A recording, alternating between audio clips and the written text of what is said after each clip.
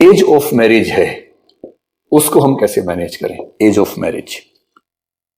इसके लिए अंग्रेजी शासकों ने दो कदम उठाए, एक 1891 में और दूसरा 1929 या 30 में।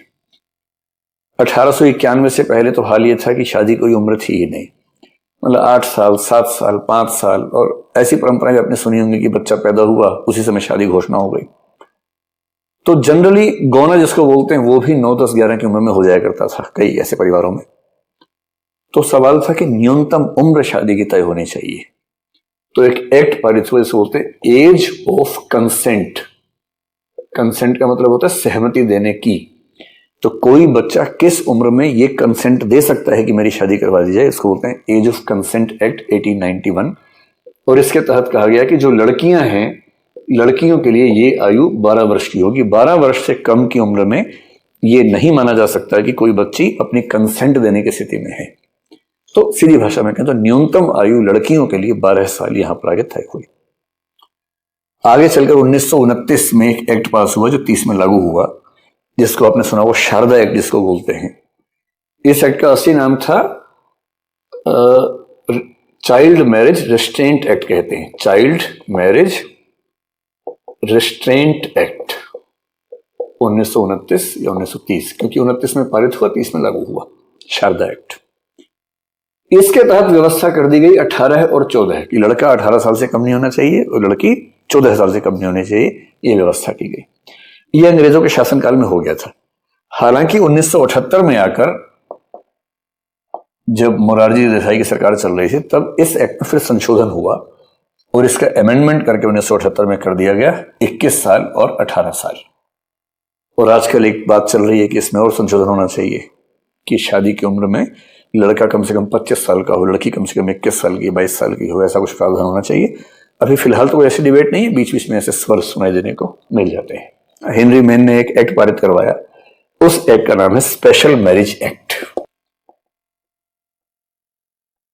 और स्पेशल मैरिज एक्ट किसके लिए था कि मान लीजिए कि एक हिंदू और एक पारसी शादी करना चाहें आपस में, या मान लीजिए हिंदुओं में ही दो अलग अलग जातियों के व्यक्ति शादी करना चाहें, क्योंकि उस समय तक ऐसा प्रावधान था नहीं, तो वो विवाह कैसे करेंगे?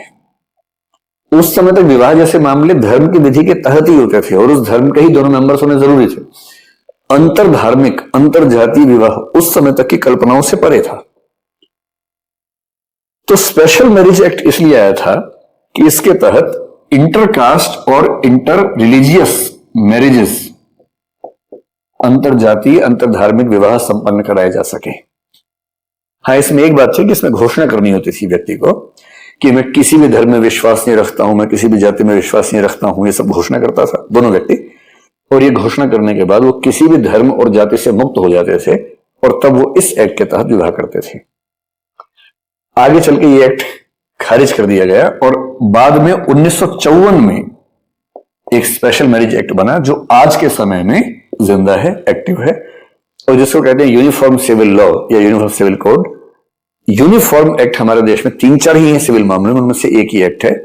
आज भी अगर किसी व्यक्ति को विवाह करना हो, जिसको कोर्ट मैरिज आप लोग कहते हो ना, कोर्ट मैरिज जब भी होती है इस एक्ट के तहत होती है। इसमें न धर्म पूछा जाएगा, न जाति पूछी जाएगी, न गोत्र पूछा जाएगा, आप कहां के रहने वाले हैं कुछ नहीं पूछा जाएगा।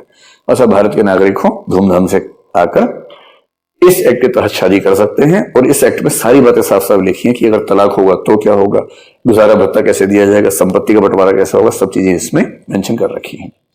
ये special marriage act intercaste inter religious marriages के लिए सर हेनरी मेन की रिकमेंडेशंस के आधार पर 1873 ईस्वी में पहली बार हमारे देश में आया था।